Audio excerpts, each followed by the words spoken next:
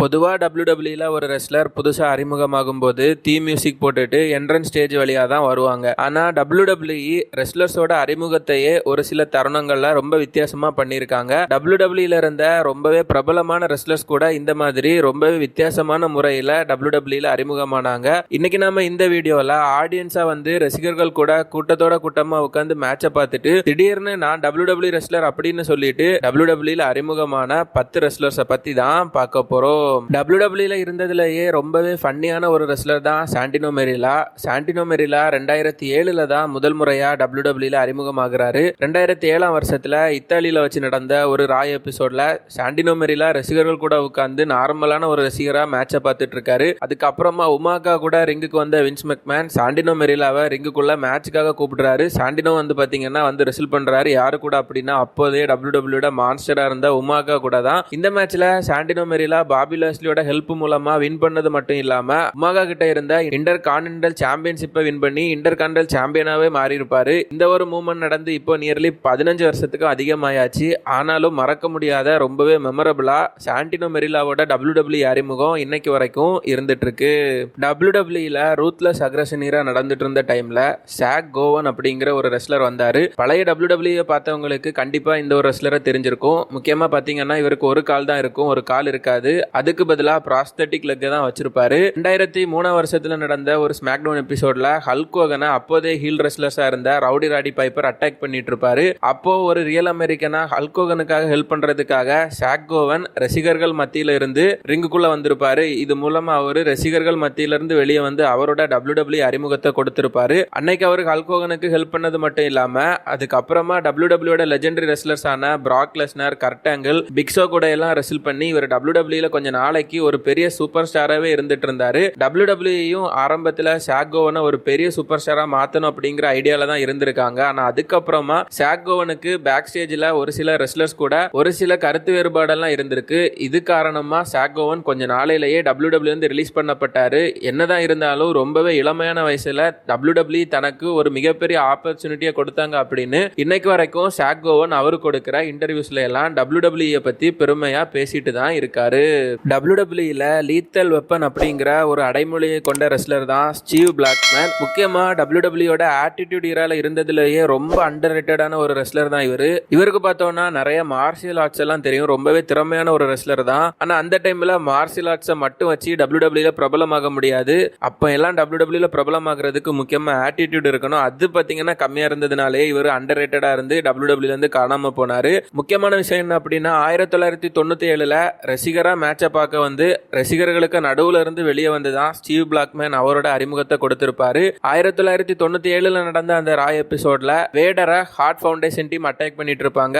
அவங்களுக்கு ஹெல்ப் பண்றதுக்காக தான் ஸ்டீவ் பிளாக்மேன் வந்திருப்பாரு. அதுக்கப்புறமா 1997 வருஷத்துல சர்வைவர் சீரியஸ்ல நடந்த டீம் யூஎஸ்ஏ வெர்சஸ் டீம் கனடாவுக்கான சர்வைவர் சீரியஸ் மேட்ச்லயும் ஸ்டீவ் பிளாக்மேன் முக்கியமான ஒரு மெம்பரா கம்பீட் பண்ணிருப்பாரு. ஸ்டீவ் பிளாக்மேனோட கரியர்ல இருந்ததுலயே ஒரு ஹைலைட்டான ஈவெண்ட் அப்படின்னா டபிள்யூடபிள்யூட ஒரு பழைய சம்மர் ஸ்லாம் மேட்ச்ல ஷேன் மெக்மேனை டைட்டன் ரன் மேல இருந்து கெண்டோ ஸ்டிக்கை வச்சு அடிச்சு அங்க இருந்து கீழே விழ வச்சிருப்பாரு.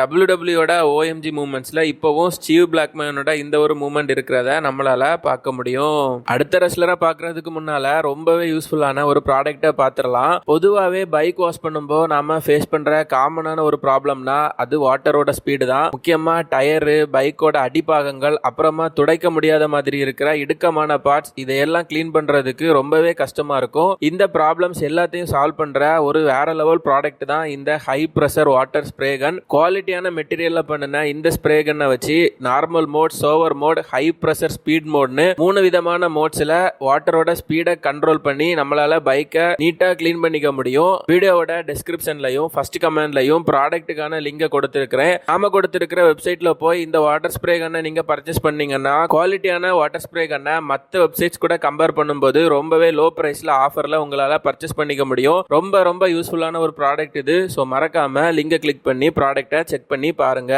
டபிள்யூடபிள்யூல ஹில் பில்லி ஜிம் அப்படிங்கிற பெயர்ல ஒரு ரெஸ்லர் இருந்திருக்காரு. இவர் 1980களை சேர்ந்த ரொம்பவே பழைய ரெஸ்லர் அப்படிங்கிறதுனால நிறைய பேருக்கு இவரை தெரிஞ்சிருக்கவே செய்யாது. உங்களுக்கு ஹில் பில்லி ஜிம் அப்படிங்கிற இந்த ரெஸ்லரை பத்தி ஆல்ரெடி தெரியும் அப்படின்னா மறக்காம கமெண்ட் பண்ணுங்க. ஹில் பில்லி ஜிம் பார்த்தோம்னா டபிள்யூடபிள்யூல ஒரு ரசிகரா வந்து ரசிகர்கள் நடுவுல இருந்து வந்து அதுக்கப்புறமா ரெஸ்லரா அறிமுகமானார். இவரோட கதையே வேற லெவல் சுவாரஸ்யமா இருக்கும். இருக்கும். இவர் WWE ஒரு பழைய எபிசோட்ல ரசிகரா வந்து மேட்சை பார்த்து என்ஜாய் பண்ணிட்டு இருக்கும்போது ஹல்க் ஹோகன் ரசிகர்கள் மத்தியில இருந்து இவரை பிக் பண்ணி அதுக்கப்புறமா இவரை ரெஸ்லரா மாத்தி இவருக்கு ரெஸ்லிங் மூவ்ஸ் எல்லாம் ட்ரைனிங் கொடுத்து அதுக்கப்புறமா இவர் மேட்ச்ல எல்லாம் ரெஸ்ல் பண்ற மாதிரி WWE ஒரு சூப்பரான ஸ்டோரி லைனையும் பண்ணியிருப்பாங்க. என்னதான் ஹில் பில்லி ஜிம் WWE இருந்த டைம்ல சாம்பியனா மாறாம பெரிய அளவுல பாப்புலர் ஆகாம இருந்தாலும் இவர் ரசிகர்களுக்கு ரொம்பவே பிடிச்ச ஒரு லெஜெண்டா இருந்திருக்காரு. முக்கியமா ஃபியூச்சர்ல WWE ஹில் பில்லி ஜிம்ம ஹால் ஆஃப் ஃபேம்லயும் இண்டக்ட் பண்ணி அவரை மரியாதைப்படுத்தி இருக்காங்க.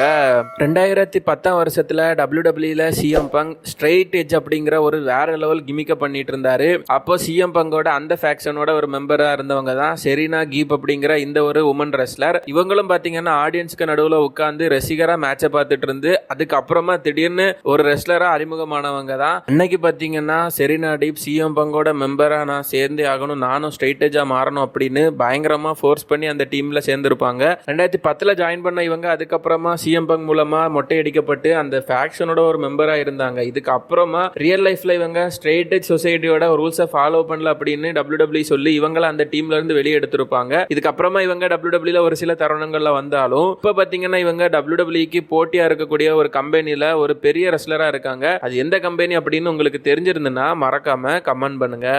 1990கள்லயும் 2000ஸ்லயும் WWE பிக் ஷோ எப்படி ஒரு பெரிய ஜெயண்ட் ரெஸ்லரோ அது மாதிரி 1980-90கள்ல WWEயோட மிகப்பெரிய ஜெயண்ட் ரெஸ்லரா இருந்த இந்த ஒரு ரெஸ்லரோட பேர் தான் எர்த்குவேக். இவரோட WWE அறிமுகமும் ரொம்பவே சுவாரஸ்யமான ஒரு அறிமுகமா இருந்துச்சு. 1980கள்ல நடந்த WWEயோட சூப்பர் ஸ்டார்ஸ் அப்படிங்கிற ஒரு ஈவென்ட்ல இவர் ஆடியன்ஸ்ல ஒருத்தரா உட்கார்ந்து மேட்சை பார்த்துட்டு இருப்பாரு. அப்போ பார்த்தோம்னா பிராவோ அப்படிங்கிற ஒரு ரெஸ்லர் அல்டிமேட் வாரியரை ரிங்ல வச்சு சேலஞ்ச் பண்ணிட்டு இருப்பாரு. என்ன சேலஞ்ச் அப்படின்னா அல்டிமேட் வாரியர் ரசிகர்கள் ஒரு ஆளை முதுகுல வச்சுட்டு புஷ்அப்ஸ் எடுக்கணும். ஆனா அதுக்காக அவங்க சூஸ் பண்ண ரசிகர் யாரு அப்படின்னு பார்த்தோம்னா அது எர்த்குவேக். இவர் பாத்தீங்கன்னா அன்னைக்கு என்னோட பெயர் ஜான் அப்படின்னு சிம்பிளா சொல்லிட்டு அதுக்கப்புறமா அல்டிமேட் வாரியரோட முதுகுலையே அவரோட பினிஷரை போட்டு அல்டிமேட் வாரியரையே கதற விட்டுருப்பாரு. இதுக்கப்புறமா இவர் WWE ஒரு மிகப்பெரிய ஹீல் ரெஸ்லரா மாறினாரு. ஹல்க் ஹோகன் அல்டிமேட் வாரியர்னு பல ரெஸ்லர்ஸ் கூட மேட்சஸ்ல ரெஸ்ல் பண்ணின இவரும் WWE ரொம்பவே அண்டர் ரேட்டடான ஒரு லெஜெண்டரி ரெஸ்லரா இன்னைக்கு வரைக்கும் இருந்துட்டு இருக்காரு. முக்கியமான விஷயம் என்ன அப்படின்னா இப்பேற்பட்ட எர்த்குவேக்கே ரசிகர்கள் மத்தியில இருந்து தான் ரிங்குக்குள்ள வந்து ரெஸ்லரா மாறி இருக்காரு.